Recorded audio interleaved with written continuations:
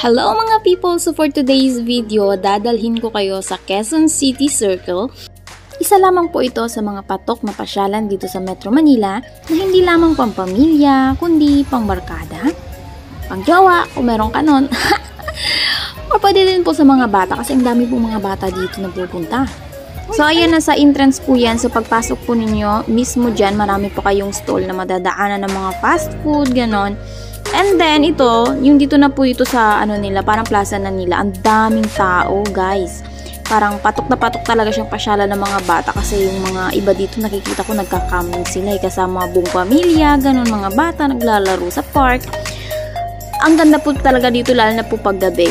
So, dito po sa kanilang parang plaza, marami pong naka-costume dito. Makikita mo dito. Pwede pong magpa-picture dyan. Then, pwede mo po silang bigyan ng coins, mga ganun. Nakaka-relax po talaga ditong mamasyal kasi marami po tayong nakikita. Ayun, sumasayaw pa yung isa.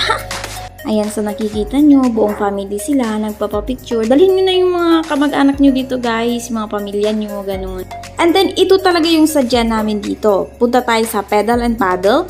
Yan, sa pagpasok nyo dyan, marami kayong makikita ng mga activities, mga fun rides, ganun, mga mini Viking. Ayan, so pagpasok nyo, kailangan nyo bumili ng ticket para makapasok kayo sa loob. Yung ticket na yan is, wala pong limit yan, walang oras. So, pag bibili kayo ng ticket, hindi ko alam kung magkano yung ticket kasi hindi akong bumili ng ticket namin. Nilibre lang kasi kami dito. Ayan, so pagpasok nyo sa loob, marami kayong makikitang rides. Mga lahat ng klase ng rides, mga Viking sa taas. Ayan, may nakita pa nga ako isang pato, munti ko nang hulihin pa uwi. Akala ko kasali yan sa pa-price ng mga games nila. Ayan, so naglaro kami dyan dito sa game na to. So, nung una, hindi ko na-gets yan, pero nakaka-enjoy talaga. Nanalo po kami ng mga teddy bear dyan, baso, and then isang pinggan. And then, nung nagutom kami, mayroong food station sa loob. Pwede kayo bumili ng siopaw, fries, hotdog, mga popcorn, ganun. Pero isang stall lang ata yung nasa loob, isang stall lang nakita ko eh. And then, after namin kumain, ayun, nag-dart na nga kami, ayan oh. Nag-try pa nga ako kasi hindi ako magaling talagang mag-dart. Nakadalawang tama lang ako dyan, diba? Hindi talaga mababayaran ng pera yung guys, yung fun na makukuha niya dito sa Quezon City Circle.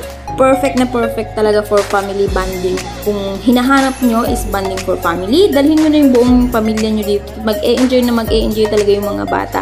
Marami pang ibang fun activities na hindi namin na-try kasi gabi na kami pumunta. Tapos masyadong maraming tao, maraming pila. Ayan na nga yung teddy bear na nakuha namin doon sa may dart. And then doon sa may piso-piso kanina. Ayan, so, itong dalawa, ito talagang hilig ng mga lalaki, basketball o yun. Nag-shoot sila doon, tapos nanalo ulit kami ng dalawang teddy bear dyan. Ayan, so, umuwi na kami. And then, nung pauwi na kami, may nadaanan kaming aristocrat. Kumain po kami din, guys, kasi nagutom kami sa kakalaro namin. Ayan. So, kumain kami dyan. And then, after namin kumain, picture-picture. And then, after namin mag-picture-picture, umuwi na din kami. Okay. Thank you for watching. Enjoy, guys. Kita-kits sa Quezon City Circle. Bye-bye!